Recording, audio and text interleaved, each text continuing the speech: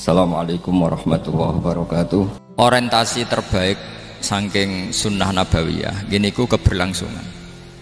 Terus kalau sering belajar tentang kitab-kitab samawi, kitab-kitab sing diriwayataken beberapa ulama ahli kitab sing pun disahkan kalian ashabu Rasulillah sallallahu alaihi wasallam. Niku riyen Nabi Ibrahim niku pertama dadi Khalilur Rahman, kekasih Allah Khalilur Rahman. Niku mergi piyambake nu tersiksa protes. Terus kadang tiang saya ini kudu protes, tapi protes bukan kita demo. Protes itu tidak harus protes. Ya Allah, dunia ini tidak fair. Engkau yang Tuhan, Engkau zat yang begitu penting, Engkau zat yang menciptakan langit dan bumi, Engkau zat yang memberi rizki, yang bikin air, bikin oksigen, semua kebutuhan manusia. Kemudian mereka tidak kenal Engkau. Ini tidak fair. Jadi beliau itu tiap malam tuh ngumpat. Ini enggak fair dunia ini. Engkau yang begitu penting mencipta langit bumi, Engkau begitu penting yang menciptakan air, menciptakan kebutuhan manusia. Kemudian mereka tidak kenal Engkau. Ini enggak fair. Ini enggak benar. Jadi sering marah. Karena sampai nggak bisa bayangkan kan, apapun hebatnya presiden atau menteri atau rektor atau kiai itu nang desa nggak dikenali statusnya, diundang lek apa yang dilek itu gak keren belas. Karena ya sama kan, salah Habib Soleh Alatos, muridnya Said Umar bin Jabamun, terus nang desa diundang pening dilek itu kan gak keren belas. Awal dari keren tetap dikenal. Nah kemudian orang itu tidak kenal Allah. Makanya terus beliau sujud berkali-kali, ya Allah, sama siapa munajatnya beliau, innahu la yahzununi alla ara ahadan fil ardi ya'buduka ghairi. Jadi cara kiai sarang namanya ini innahu saat temne kelakuan la yahzunu, yektene nyusano ni ingsun, nyusano banget karena pakai lam taukid. Innahu saat temne kelakuan la yahzun, yektene nyusano banget ni ingsun. Apa sing nyusano an? Apa sedene kelakuan la ara ora ningali ingsun fil ardi ing dalem bumi.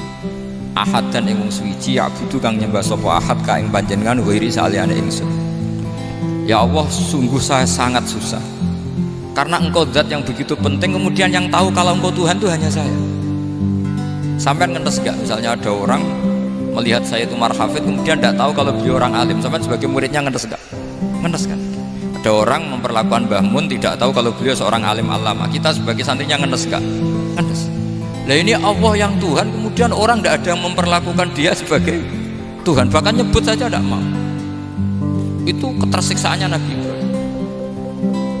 Kalau kita kan tersiksa mergo di duwe, ora payu rabi, sing wis payu rabi ra iso wayo, ya gitu. Macam-macam kesalahan. Itu jadi apa, jadi wali itu sudah berat karena orientasinya agak tentang Allah tapi tentang diri sendiri. Ana sing susah proposal ragu ya masa kamu. Macam-macam. Artinya Nabi Ibrahim itu orang yang benar-benar Khalil Rahman. Beliau tersiksa ini karena dunia ada gak fair. Masa Allah zat yang begitu penting kemudian mereka nggak tahu. Maka awal dari nubuah itu apa? Menaukan al-i'lan, mempermaklumatkan Allah di alam raya ini. Makanya nggak ada nabi kecuali memaklumatkan diri. Saya dulu awal-awal Habib Soleh mau nyai, saya bilang orang alim itu harus ngaku kalau alim, Habib juga harus ngaku kalau Habib. Yang orang miskin tidak usah ngaku, sudah konangan. Wong elek rasa ngaku kata orang elek. Sudah. Karena agama ini pertama yang menolong itu memaklumatkan. Sehingga pertama Nabi jadi Nabi dari Gua Hira, pertama apa? Terus saya ini kira-kira memaklumatkan. Tapi reso dibahas ana jumpa pers. Tapi yang jelas pertama yang dilakukan Nabi setelah di Gua Hira apa? Memaklumatkan diri kalau beliau adalah Nabi. Sehingga dikumpulkan semua, terus beliau memaklumatkan diri kalau saya ini Nabi. Karena nggak ada artinya Allah kalau tidak dimaklumatkan. Makanya di Quran itu kalau menyebut Allah atau menyebut kebenaran selalu dimulai dengan kata fa'lam, harus dingertikan. Kita ngerti kemudian mengertikan ke orang lain. Makanya saya sering dulu bilang ke Habib Soleh, nggak boleh orang soleh menyembunyikan diri. Karena nanti kalau orang-orang soleh menyembunyikan diri, sing zuhara ala wajhil ardi adalah sesuatu yang nggak benar. Coba misalnya gini ya, orang bisa terhibur lewat dangdutan, terhibur lewat maksiat. Sementara orang nggak bisa terhibur lewat tolal al-badru alaina, asyraqal qanub diaja dan sebagainya. Maka orang-orang soleh adalah orang yang bisa memaklumatkan Allah, memaklumatkan Rasulullah, memaklumatkan Quran, dan supaya itu diterima. Karena awal dari orang terima itu tahu dulu. Nah ini tahu saja enggak. Makanya Nabi Ibrahim susah, ya Allah, engkau zat yang begitu penting kemudian tidak diketahui. Ini apa-apaan, enggak fair. Akhirnya Nabi Ibrahim diangkat sebagai Khalil Rahman untuk menaukan atau untuk memaklumatkan Allah Subhanahu. Nah sebelum itu beliau dihibur, diterbangkan ke langit, ke alam malakut. Kamu susah ya, kenapa susah? Karena zat sepenting engkau kemudian tidak ada yang menyembah. Terus dijak ke alam malakut, ditunjukkan sekian juta malaikat, sekian ribu malaikat, semuanya membaca tasbih takbir. Ibrahim senang. Oh ternyata sing seneng jenengan banyak. Loh, coba kalau kita punya kiai kayak Mbah Mun, semakin yang seneng banyak kan semakin kita seneng. Kalau nggak ada yang tahu kan kita tersiksa. Makanya ini penting sekali. Jadi pertama agama ini seperti ini tuh barokahnya dingertikan, dimaklumatkan. Saya ini orang yang humul itu menutup diri betul, kecuali bab ngaji. Saya kalau ngaji terbuka, sampai saya tidak tahu apa ada yang streaming apa direkam, saya tidak tahu. Pokoknya saya satu-satunya saya mau terbuka itu pas ngaji. Dan saya pede karena dulu ngaji saya benar. Saya tanya Mas Akom, sebetulnya kalau sampean mau mulang terbuka bagus. Potensinya dua, konangan alimnya atau konangan ya resiko terbuka kan itu dok, konangan alimnya. Nah daripada potensi yang kedua terus nggak mau ngajar ya humul, syaratnya wali ku humul. Oh, humul itu nggak menampakkan, memangnya mau menampakkan apa kalau nggak bisa apa-apa kan. Jadi saya tidak tahu itu humul apa bagian dari pengamanan diri apa mas? Apa? Jaga iman. Jadi Nabi itu pertama yang dilakukan apa? Memaklumatkan kalau Allah itu Tuhan. Jadi ciri utama orang soleh itu kalau kebenaran tidak mendominasi bumi ini. Jadi ciri utama orang soleh itu seperti itu. Makanya kenapa saya milih manhaj. Tentu Habib Soleh tidak harus niru saya, karena antar orang alim tidak boleh saling mengikuti. Tapi juga seterusnya nggak boleh saling ganggu. Saya itu ngaji di mana-mana itu guyon, karena bapak saya suka guyon, Mbah Mun suka guyon. Alasannya bapak dulu sederhana, orang sudah nyari hiburan dengan maksiat, sehingga agama ini harus membawa keceriaan sosial, membawa keceriaan hati. Karena Allah ngendikan kul bi fadlillah wa bi rahmati fa bidzalika falyafrah. Orang tuh harus senang dengan kebaikan. Orang happy dengan tolal badru alina, happy dengan manakibul akhyar, dengan fadhailul akhyar. Karena orang di sana sudah senangnya itu kalau ada maksiat. Nah sekarang agama dibawa orang-orang yang tidak menyenangkan juga. Ngaji teko wis merengut, ada muridnya salah duduk marah, salah posisi meja marah. Lalu orang-orang kan mikirnya kan, daripada ngaji dimarahin terus mendingan ndak kan. Makanya Nabi itu paling marah itu kalau satu kebaikan jadi problem. Mu'ad bin Jabal itu pernah ngimami lama sekali. Dan yang makmum itu akhirnya mufarokoh. Dulu belum ditemukan fikih, tapi orang ini sudah berani mufarokoh. Jadi ini termasuk mujtahid. Sebelum tahu Fathul Mu'in, tahu Wahab, dia sudah berani mufarokoh. Jadi sudah luar biasa. Karena bangsa ibadah yang agak-agak ngawur itu tanpa diajarin sudah do pinter sendiri. Dia mufarokoh. Ketika dia mufarokoh, komentarnya Mu'ad, dia munafik. Sholat belum selesai kok mufarokoh. Singkat cerita Mu'ad melaporkan itu ke Rasulullah. Si tukang penggembala ini juga melaporkan ini ke Rasulullah. Tapi apa kata Rasulullah? Yang Rasulullah itu yang bela, malah bela yang penggembala tadi. Afattanun anta ya Mu'ad, kamu itu tukang fitnah. Agama ini kalau kamu model begitu orang lari. Basyiru wala tunafiru, yasiru wala tu'asir. Padahal ini baca Quran panjang, harusnya akan ibadah. Tapi karena ini menjadi problem sosial, orang menjadi tidak nyaman jamaah, itu sudah disalahkan Nabi. Karena tadi kalau agama ini jadi problem, maka masalah besar. Makanya sifat dasar Rasulullah apa khafiful maunah, biayanya murah. Makanya saya ngaji di mana-mana ya suka seperti ini. Mejanya nggak jelas, pengunjungnya juga nggak jelas. Semakin kacau semakin baik kira-kira. Nah, ini pengunjungnya juga seperti ini kan. Nanti sampean yang pidato, jadi tak beri hak Tak beri hak gojlok saya ini namanya aqomaddin. Kalau faman taroka fakot. Jadi pilihannya kalau gak aqomaddin ya ada medin. Jadi kenapa banyak kiai yang ceria? Karena tadi satu-satunya cara kita menandingi hegemoni maksiat adalah pembawa taat itu ceria. Karena orang itu mesti mencari kebahagiaan. Sebab itu para nabi itu ngajarkan agamanya dengan cara yang bahagia. Misalnya mangqala la ilaha illallah dakhalal jannah. Nabi tidak ngendikan gini, mangqala la ilaha illallah terus salatnya benar, puasanya benar, belajarnya benar, jadi kiainya benar. Wah itu kalau itu panjang sekali, banyak yang nggak masuk surga. Sementara kubu yang lain kampanye sudah tenang bersama bapaknya di surga. Lah kita kampanyenya, kon salat ra mesti ditompo.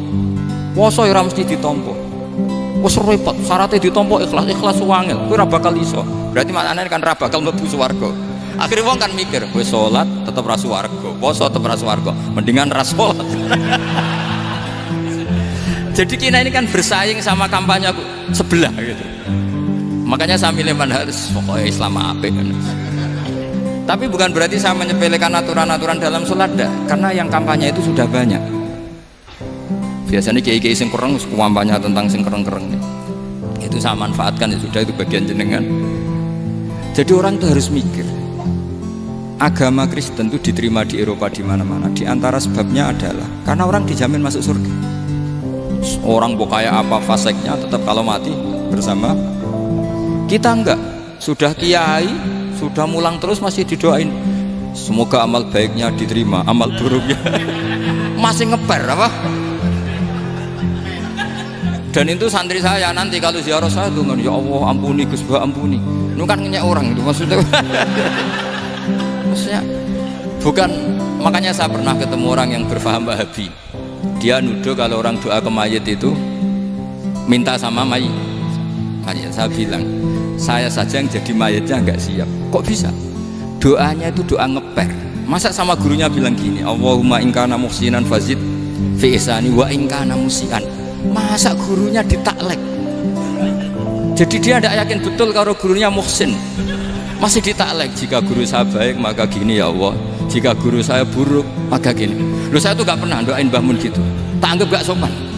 Jadi kalau saya berdoa, ya Allah jenengan idzihi apa ya, jenengan balas lah, idzihi anna anil muslimina khairan katsira wa antal ghafurur rahim wa anta gitu. Saya gak tega muni wa ingkana musian. Jadi kayak ada sopan ya. Loh kalau aku yang mati sapi lagi tak balik malah ingkana musian, malah ada terusannya bahwa kadalik. Jadi makanya mereka kan sering pakai dalil, andai kan tradisi itu benar, maka yang paling pertama melakukan itu sahabat. Selalu mereka berargumentasi kalau itu tradisi yang benar, maka pertama yang melakukan itu sahabat. Ya gak mungkin sahabat masa bilang ke Nabi ingkana, bisa kafir berat kan?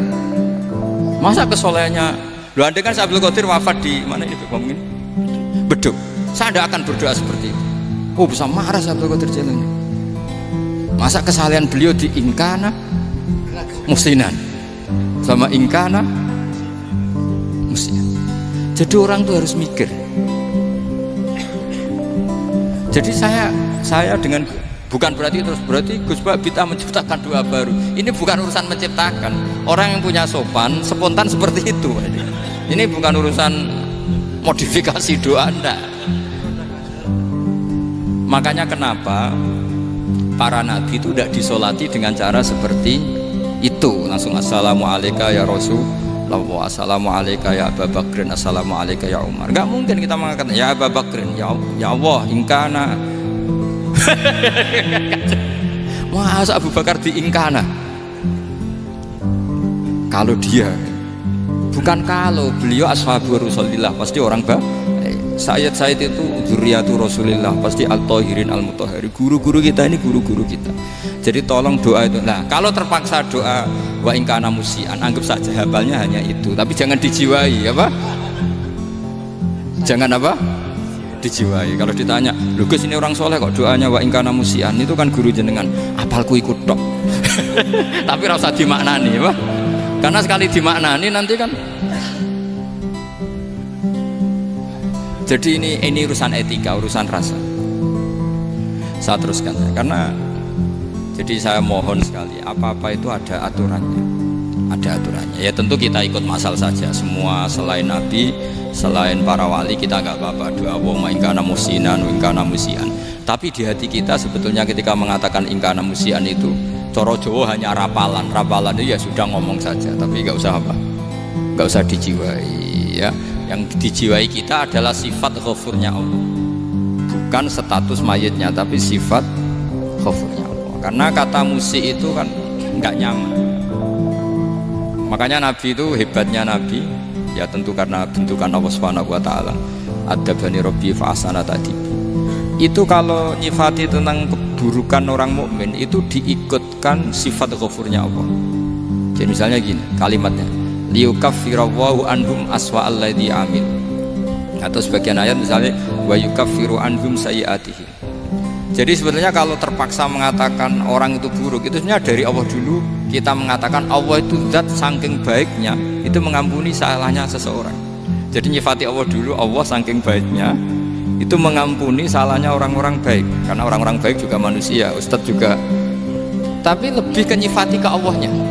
Kalau kita kan enggak, lebih tertarik nyifati mayitnya. Sehingga kita di hati itu mayit iki ra tak jalono sepuro tuntas kayak gitu.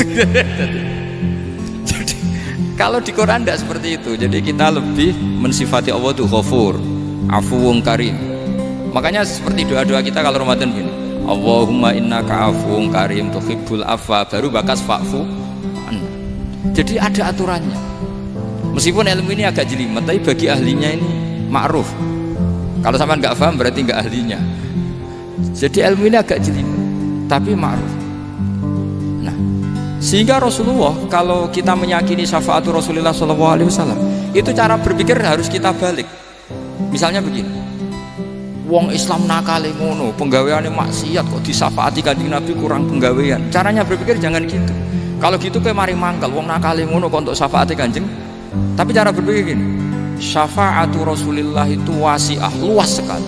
Syafaatu Rasulillah ghairu munhasirah, tidak terbatas. Syafaatu Rasulillah itu lebih sakti ketimbang dosanya umatnya. Semua ulama dulu kalau nyifati Allah juga gitu. Allahumma misalnya maghfiratuka ausa'u min dzunubina. Ya, yang misalnya yang pakai mutakalim ya Allahumma maghfiratuka ausa'u min dzunubi wa rahmatuka arja inti min amali. Jadi jangan kitanya dulu. Kalau kitanya dulu kan nyifati kita dosa banyak. Itu sama ndak usah ngaku sudah tahu semua.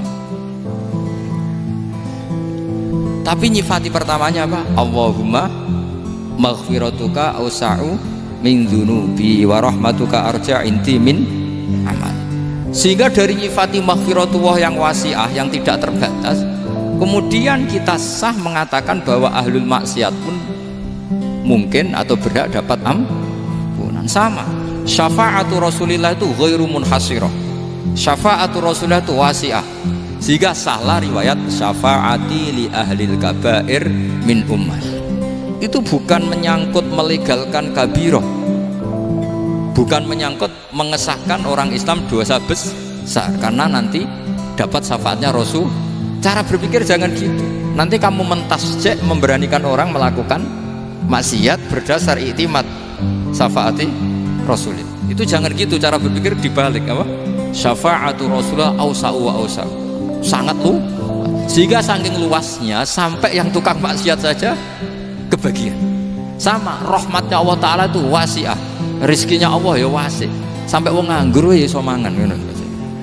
Lah begitu juga rahmati Allah Ta'ala itu wasi'ah, sampai wong sing sumpek utange akeh ya iso guyu ngono. Lah tapi kalau dibalik, misalnya saya diprotes kiai, saya pernah juga diprotes, Gus umat kok mbok latih guyu padahal mereka maksiate akeh, utange akeh, gini-gini. Karena kamu menyifati orangnya. Kalau menyifati orang ini sampean guyu haram. Utang jatuh tempo, sampean gak mikir dosa ndak? Dosa. Jadi kiai muridnya goblok kok kiai ini kurang tahajud itu ya dosa. Dadi kiai kok muridnya goblok tenang wae. Sementing untuk sowanan iku amatir ya kene. Mestinya cara berpikir dibalik. Rahmatullah wasi'ah, rizquhu ya wasi', fadluhu wasi'. Sampai wong sumpek wae iso guyu. Sehingga kita ini sudah objek. Loh, kita ini tidak subjek di alam raya ini, kita tidak subjek tapi apa? Objek. Makanya saya berkali-kali mengatakan, mbok kayak apa sumpeknya kita, tetap wong iso guyu. Karena apa? Allah mensifati dirinya wa annahu wa adhaka wa abka. Allah itu adhaka, zat yang memberi orang iso guyu, wa abka lan zat sing maring wong iso nangis. Karena sifatnya Allah Ta'ala pasti nafidah, sifatnya Allah Ta'ala pasti terjadi. Dan kita objek. Makanya wong sumpek utange akeh, bojo ora percaya, tangga ora percaya, oh nang guyu banter-banter. Karena Allah itu adhaka, zat sing maringi guyu. Wa abka, sudah presiden, sudah gubernur, sudah menteri. Nah Allah kepengin nangis, no yo nangis. Coba ngeluhnya apa kalau misalnya jenengan seorang mantan presiden atau mantan gubernur, kadang anaknya calonan RT bo menang bunda ya. Ngeluhnya apa orang alim, misalnya alim alama, anaknya mau jadi jurumiyah iso, susah. Kaya raya anaknya jadi pasien, susah. Allah punya cara untuk abegah, untuk bikin orang nangis. Nah karena kita ini objek, pasti sesupek apapun orang yang bisa tertawa, ya bisa nangis. Makanya banyak ulama yang nggak terlalu serius mikir agama ini, bukan karena dablek, enggak, karena Allah mensifati dirinya Al-Hadi, yang memberi petunjuk. Kita gak ditunggoni Kanjeng Nabi, gak ditunggoni Wali Songo, gak ditunggoni para alawiyin yang dulu, gak ditunggoni Habib-Habib yang kayak Said Abdul Al-Haddad. Tapi karena Allah itu Al-Hadi, yang memberi petunjuk. Dan sifatnya Allah Ta'ala la budda wa ayat takuna nafidah. Sifatnya Allah pasti nafidah. Amerika kayak apa liberalnya, sekarang trennya juga banyak yang masuk Islam. Kampung-kampung pedalaman gak ada kiainya, cukup mudin. Kadang membawa agama itu orang yang ke situ mau nyari kayu. Orang di pedalaman Kalimantan, Sulawesi itu pertama itu nyari kayu, tapi bawaan hidayat lama-lama bikin masjid. Saya pernah di Korea, ke sana orang nyari uang, niatnya juga nyari uang, tapi akhirnya tersiksa kalau enggak bikin masjid. Karena apa? Karena Allah itu Al-Hadi, zat yang memberi petunjuk. Maka kamu tidak usah khawatir, agama ini pasti jalan ila yaumil qiyamah. Karena Allah Al-Hadi. Sama mbok kamu umat mbok weden-wedeni kowe ku amalan ora mesti ditampa. Nek ora ditampa mlebu neraka. Ngono mulai ngaji ya tenang ae. Tenang, santai. Bahkan kadang bilang gini, Pak Yai tadi gak bener. Masa ngecap orang mlebu neraka? Kita yang masyarakatnya gak tahu pintunya. Pak kayaknya tahu pintunya. Karena orang itu punya cara. Lho ya betul. Orang Bedui itu kalau ngaji sama Nabi itu lebih unik timbang yang soleh, timbang yang pinter. Sehingga banyak ilmu itu ditemukan dari orang Bedui. Karena cara berpikir itu aneh. Kalau orang soleh, orang waras kan berpikirnya ada aneh, standar. Jadi orang Bedui itu aneh. Pernah suatu saat Rasulullah itu khutbah cerita kiamat. Wah dasarnya kiamat kayak apa? Semua orang diam nangis semua. Orang Bedui enggak, lebih cerdas. Ini Nabi itu aneh, cerita kiamat kok udah ada tanggalnya ini gimana? Orang nangis semua karena dasarnya kiamat kayak gitu. Bumi dihancurkan, wus. Pantas sudah nangis dewi-dewi. Ya ono sing nangis pabrik banyune macam-macam ya. Ini kalau kiamat gimana ini perjalanan air kemasan saya kan orang mikir. Mikir dewi-dewi gitu. Tapi ini enggak. Orang Bedui cara berpikir tuh enggak. Malah ya Rasulullah mata saat. Engkau itu cerita kiamat tapi enggak jelas tanggalnya. Kalau cerita kiamat ya harus jelas dong kapannya. Jadi unik. Jadi cara berpikir sahabat kaget semua loh. Kaget. Karena gak kepikiran. Nabi A'radu itu mengabaikan. Banyak sahabat yang menganalisis lam yasma'kan. Nabi memang gak dengar sehingga mengabaikan. Ada yang analisis lagi sami'a wa kariha. Sebenarnya Nabi dengar itu memang gak berkenan karena tengah-tengahnya khutbah kok tanya. Tapi si Arabi ini cerdas, masuk akal kan? Misalnya mau pilihan presiden, orang mesti tanya kapan kan? Ya kan? Mau ganti presiden atau ganti bupati, takarannya orang kan kapan? Ya Mas Akom jadi wali ndak? Pertanyaannya kan kapan? Kalau jatuhnya kan sudah ya. Sehingga tanya mata sa'ah ya Rasulullah. Lama-lama Nabi diangen-angen, bener juga orang ini, saya cerita kiamat kok gak jelas kapannya. Ini Nabi menjawab. Tapi karena Nabi orang-orang yang sangat pinter, tanya balik, ma'atattalah. Lalu kalau kamu berani tanya kiamat kapan, saya tanya balik, ya persiapan kamu apa? Jawabnya santai aja. Fa wa ma'atattalah kabira sholatin wala siyamin walakinni uhibbuka ya Rasulullah.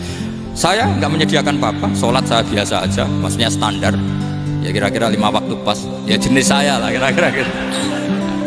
Wala kabira siyamin, dan saya puasa ya standar saja pas. Walakinni uhibbuka ya Rasulullah, tetapi saya mencintai engkau ya Rasulullah. Jawabannya Nabi apa? Almaru ma'aman ahabba, sebagian riwayat anta ma'aman ahbabta.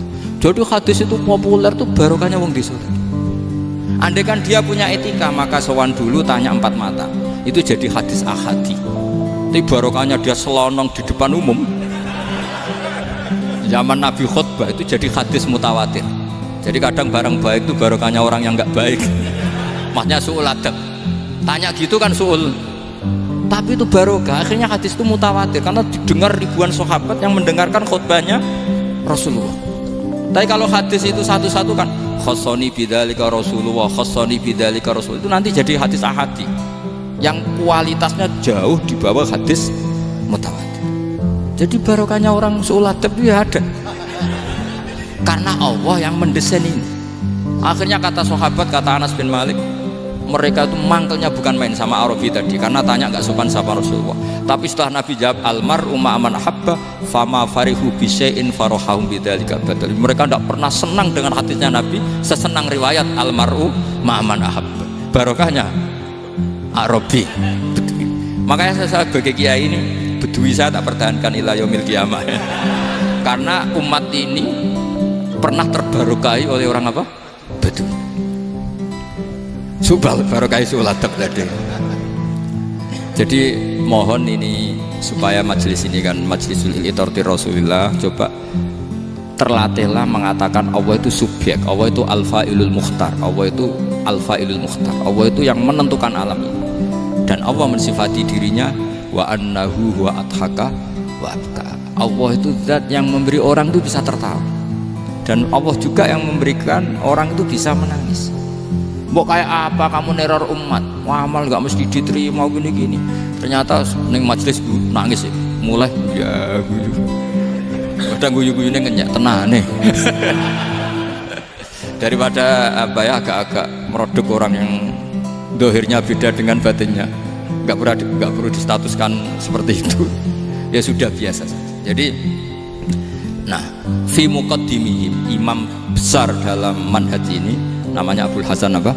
Asyadzili. Abul Hasan Asyadzili itu kalau ada orang tanya gini, Beb saya ini susah, sholat saya tidak mesti diterima Allah gini-gini, marah. Gak usah. Kafa bika jazaan an radiyaka laka ahlan. Sudah kamu ditakdir pernah sujud itu sudah keren. Saya itu andaikan dapat kabar dari malaikat bahwa sholat kamu tidak diterima, saya tidak susah. Bukan karena sombong. Pernah ditakdir sholat sujud ning Allah itu keren. Kayak apa malunya kita ketemu Allah kemudian kita di bumi tidak pernah sujud. Makanya cara Abul Hasan Asyadzili kowe ora usah mikir salatem ditampa taro, ora usah mbok mikir. Kowe ditakdir tau sujud itu hebat. Kafa bika jazaan an radiyaka laka ahla. Cukup kamu mendapat balasan dari Allah, kamu pernah ditakdir sujud. Gak perlu ngaji alim alamas, gowo sawi ngalor ngidul jalalain keren. Paling gak malaikat pernah melihat kamu, wih gowo tak kitabku wedi. Gak penting pahammu, gak penting. Karena isra bakat paham. Jadi Abul Hasan Asyadzili adalah orang yang, dan itu Al-Hasaniyah, dan itu Al-Hasani. Makanya macam-macam, kita yang Al-Husaini sudah kita punya Faqih Muqaddam, punya banyak. Di Al-Hasani yang paling populer diantaranya adalah Abul Hasan Asyadzili. Beliau tuh kalau ngendikan sesuatu itu positif terus. Termasuk itu ketika ada orang resah sholat saya diterima ndak, kata beliau, wes sing support nah, ditakdir tahu sujud. Saya itu sebetulnya kadang-kadang miris, wah sholatku tompo tora, tapi saya sangat sadili, sangat sadili. Saya nggak pernah berdoa ya Allah ibadah kami jenengan terima ndak, karena takut kalau doa gitu keterusan itu terus ditompo ora, akhirnya keterusan gitu, akhirnya ngenes. Masa orang pernah sujud ngenes? Lama-lama gini setan masuk, apa artinya saya sujud ternyata gak diterima. Lho wong kawula kok iskal tentang pernah sujud. Itu kan ibarat gini, kamu ngasih uang sama orang tua kamu, misalnya Habib Soleh ngasih uang Habib Ali, terus apa artinya tak kasih, kemudian beliau tidak terima kasih, itu kan lucu. Terima kasih tidak terima kasih, seorang anak ngasih orang tua itu keren. Makanya saya bangga dengan Habib Soleh ketika beliau mengumrohkan Habib Ali, sudah mendaftarkan haji Habib Ali. Gak usah mikir diterima apa enggak, wes keren, itu sudah perilaku yang keren, yang hebat. Makanya saya sering ada orang mau cerai tanya saya, Gus saya ini cerai gak, istri saya kurang ajar gini. Gak usah, tapi bojo kula judes. Uang di bojo itu keren, paling gak kowe ra darani jomblo.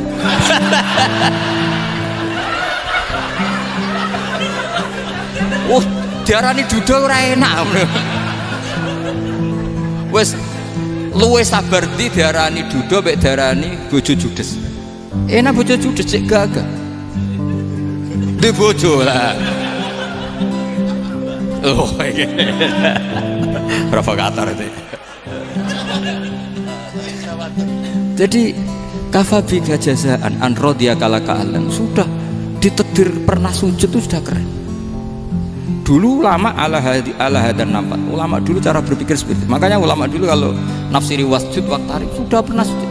Di Quran enggak pernah ada ayat wasjud lan sujudo siro ingkana kada wa kada ingkunta mutayakinan bikobuli sujudi. Kan ada sujud ya sujud saja, tidak usah mikir makbul apa tidak makbul. Sudah kalau sujud pasti waqtarib.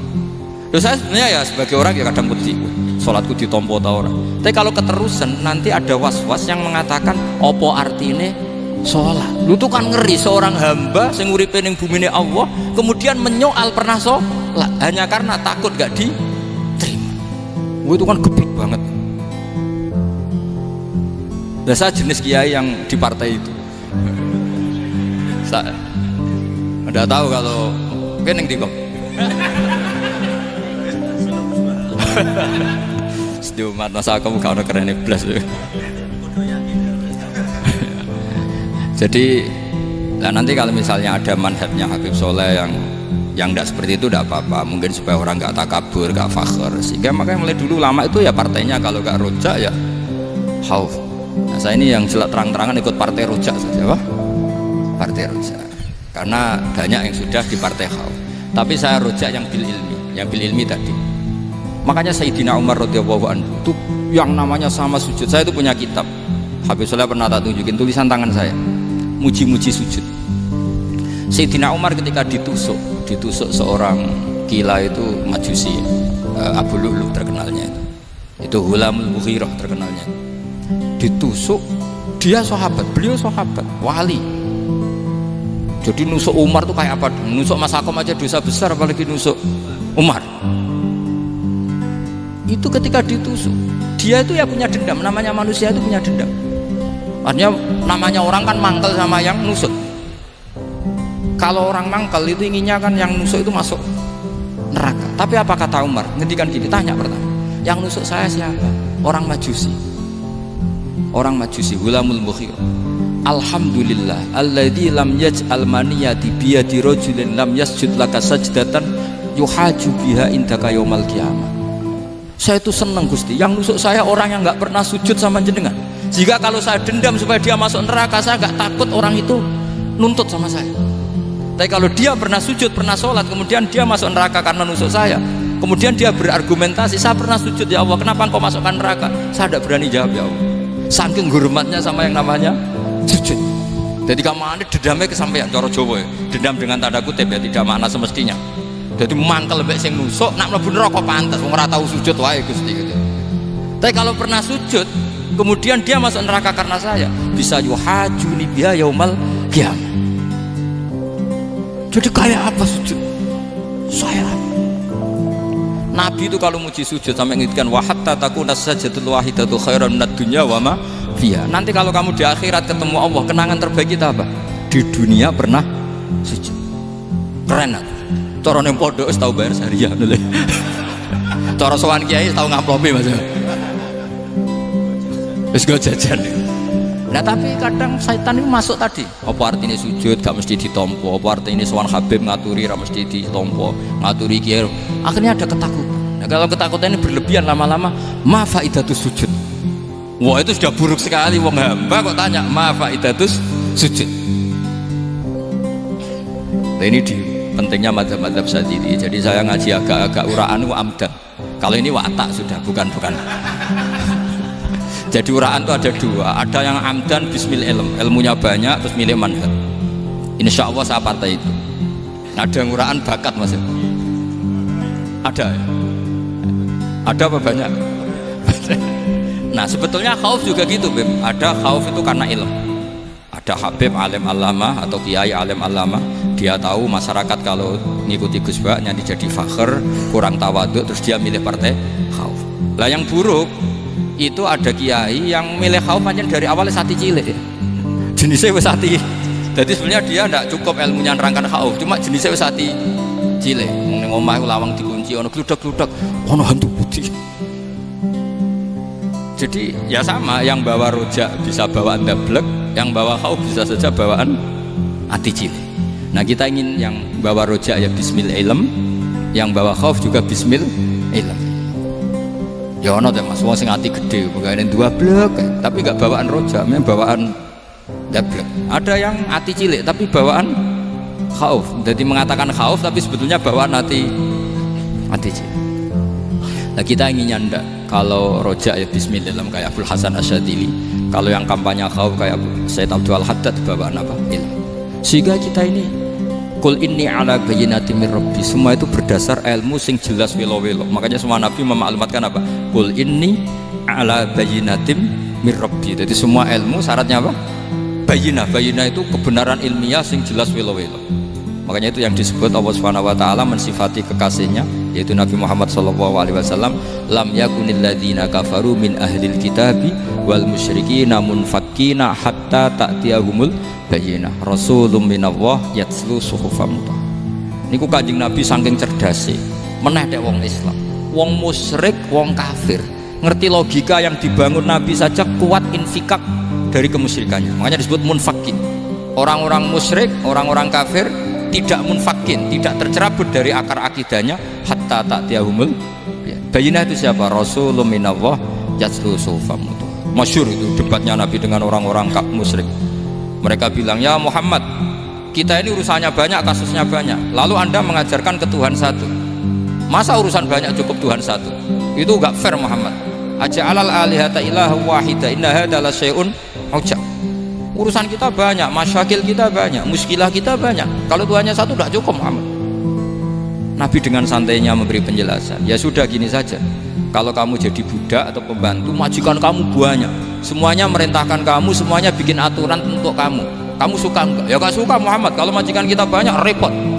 Ya sudah, Tuhan kamu itu majikan kamu, kalau banyak perintahnya beda-beda kamu pusing. Ya udah Mat, Tuhannya satu aja Mat. Karena Nabi bayyinah, orang itu bisa dibalik-balik pikirannya. Dan makanya disebut daraballahu mathalan rajulan fihi syuraka'u mutasyakisuna wa rajulan salamal lirajul hal yastawiyani masalah alhamdulillah. Jadi Nabi itu kalau adu argumentasi itu luar biasa.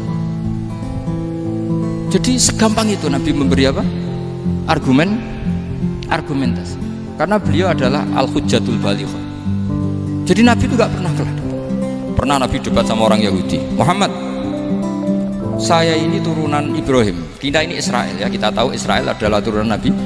Israel nama lain dari Yakub, Yakub bin Ishak bin Ibrahim. Padahal Yakub ini punya anak namanya Yahuda, makanya Yahuda bin Yakub bin Ishak bin. Kita ini yang mirip Ibrahim, bukan kamu.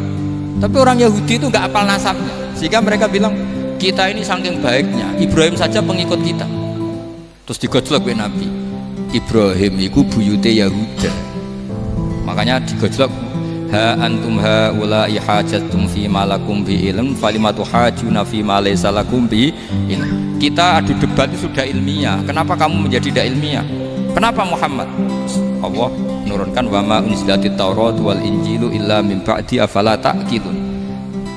Artinya gini, kalau Ibrahim dikatakan Ibrahim Yahudiyah, itu sama dengan saya berkali-kali podo karo sampean saling ngendikan Mbah Zubair itu pengagumnya Gus Roji. Padahal Gus Roji bin Ubab bin Maimun bin Zubair, misalnya Gus Roji bin Kiai Haji Ubab bin Kiai Haji Maimun bin Kiai Haji Zubair. Nah Ibrahim itu kan Yahuda bin Yakub bin Ishak bin Ibrahim. Terus mereka bilang Ibrahim itu pengikut Yahudi. Itu kan kebalik. Kayak Habib Hasan itu pengagum Habib Soleh. Kan Habib Hasan rohnya ini gimana ini sih mbahnya kok dianggap.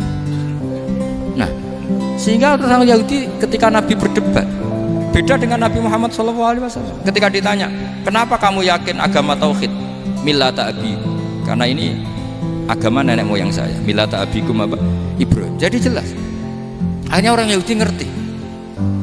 Ya kan sama dengan mengatakan tadi Pak Karno itu pengagum Puan Maharani, kan aneh gak kalimat itu. Mbah Hasyim Asy'ari itu pengagum Gus Dur, gak lucu itu debat. Jadi Nabi itu orang yang bayina itu kalau menerangkan kebenaran itu bahkan orang kafir pun bisa infikak, bisa munfakin, tercerabut dari akar kafir. Nabi itu mudah sekali merubah logika. Makanya di Quran sering ada kata aro'aitum, karena memang tadi. Nah saya mohon apapun pilihan anda rojak kayak Abdul Hasan Asy'adili tadi, ketika orang resah sujudnya diterima apa enggak, sholatnya diterima apa enggak, beliau bisa berargumentasi betapa pentingnya sujud. Wes aja kowe iku kawula, tahu sujud itu keren. Sampeyan bayangkan betapa malunya kita kalau kita ketemu Allah kemudian di dunia enggak pernah. Lho paribasane kula mlebu swarga lah iku isin. Mlebu swarga tapi ning donya ora tau isin. Sama seperti kowe di guru sak urip-uripmu ora tau salam templek isin. Kira-kira seperti meskipun salam template ora penting ya ora penting tuh, misalnya soalnya salam template 50.000 duwe wis akeh ngono kan. Nah Mas Akom penting kudu rokok. Itu bukan nilainya kok, betapa malunya kita. Saya dulu mau sarang, andai kan tidak pernah khidmah sama iya malu tenan sebagai apa? Santri. Makanya Sayyidina Umar ketika beliau dibunuh orang, itu pertanyaan pertama, dia pernah sujud enggak pernah. Andai kan dia pernah sujud, maka saya tidak berani masukkan dia masuk neraka. Takutnya dia protes sama Allah, ya Allah saya pernah sujud kenapa harus di neraka. Atau Umar ditanya Allah gini, Umar kowe ridho wong sing tau nyembah aku kemudian dia di neraka, kayak apa? Jadi makanya Umar ketika wafat ketika alhamdulillah alladzi lam yaj'al maniyati biyadi rajulin lam yasjud laka sajda. Ya jadi saya mohon sekali jadi majelis ini sebuah majelis mubarak, caranya tauhidnya dibenarin ya, tauhidnya dibenarin. Jadi Allah itu adhaka wa abka, Allah itu al-hadi, Allah itu ar-razzaq. Sehingga menteri ekonomi mbok salah rumusillah wong tetep mangan. Mergo Allah itu ar-razzaq. Mbok negara dikelola keliru lah wong tetep mangan, wong Allah itu ar-razzaq. Kiai rada akeh sing di masalah, tapi ya tetep agama ini jalan. Lha andai kan syaratnya agama ini kiai ini bener, wah ya repot. Kowe iso bayangno Mas Akom bener terus. Tapi agama ini berkali-kali coba di TV itu banyak yon sewu, ada ustadz, ada kasus apa, ada kiai, kadang ada masalah hukum. Agama ini jatuh enggak masalah.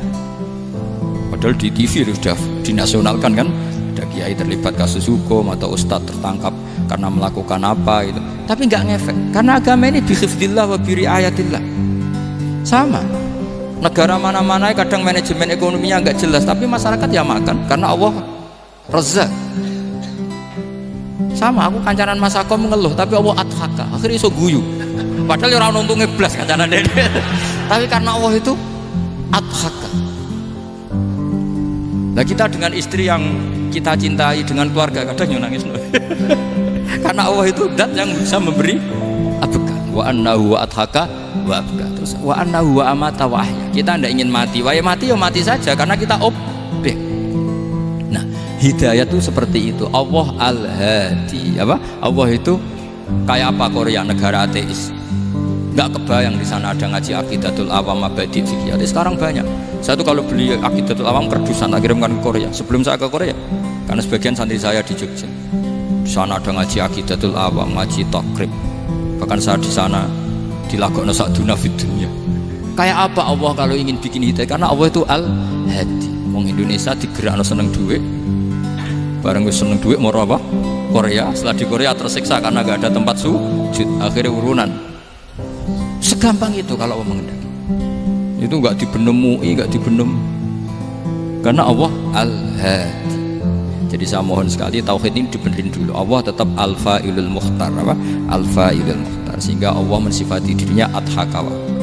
Mbok kamu bendung kayak apa, orang ngaji saya tetap guyu. Sekarang iso mbuli saya. Oh, Gus Bab ngaji tidak guyu. Allah yang memberikan guyu kamu itu. Andai kan sesuai status kamu, kowe ora ngarep guyu. Utang akeh, jatuh tempo, bojo ora percaya. Gede-gede kayak paham. Ya, jadi ini tak isyatkan jenengan. Saya ini tadi bawa kitab Fathur Rahman di Thalibi Ayatul Quran, mau tak kasihkan hadiah ke saya itu Marhafid sebagai penyempurna karena beliau sudah Al-Husaini. Semoga ini dapat barokahnya Al-Hasani. Ini dikarang oleh zurianya Abdus Salam bin Masis. Abdus Salam bin Masis adalah guru dari Abul Hasan apa? Asyadili. Jadi kita tahu Sahibul Hikam Ibnu Athaillah As-Sakandari muridnya Abul Abbas Al-Mursi. Beliau muridnya Abul Hasan Asyadili. Beliau muridnya Abdus Salam bin Masis. Yaitu Alami Zada ini min dzurriyyati Abdus Salam bin Masis. Jadi ini Al-Hasani. Jadi ini sudah klub karena mulai dulu ya tradisinya gitu. Banyak sabaib ngaji barojak, bafadol. Nanti yang bafadol barojak yang ngaji Habib lagi. Seperti sanadnya Soleh di Sarang. Ya Soleh ngaji Mbah Mun. Tapi Mbah Mun ngaji Sayyid Alawi Sadat ya. Ngaji Sayyid Zaini Dahlan. Nanti setelah Sayyid Zaini Dahlan ngaji Ajam lagi Usman Adim Yati. Jadi ya biasa mulai dulu silsilah ya seperti itu. Jadi seperti dulu Ibnu Abbas termasuk Qorobatu Rasulillah. Jadi dulu Qorobatu Rasulillah itu Bani Hasyim sama Bani Muttalib. Tapi kalau sekarang ya tentu para Sadat, para Habaib. Dulu biasa Ibnu Abbas ngaji ke Zaid bin Sabit. Itu Ibnu Abbas yang mencium tangannya Zaid bin Sabit. Tapi Zaid bin Sabit juga mencium tangannya Ibnu Abbas karena Qorobatu Rasulillah Shallallahu Alaihi Wasallam. Jadi saya mohon semuanya itu insaf bil ilm, ya, insaf bil ilm. Kayak tadi munfakina hatta ta'tiyahumul bayin. Jadi bayina itu orang yang kalau menerangkan itu memberi penjelasan sing jelas welo-welo.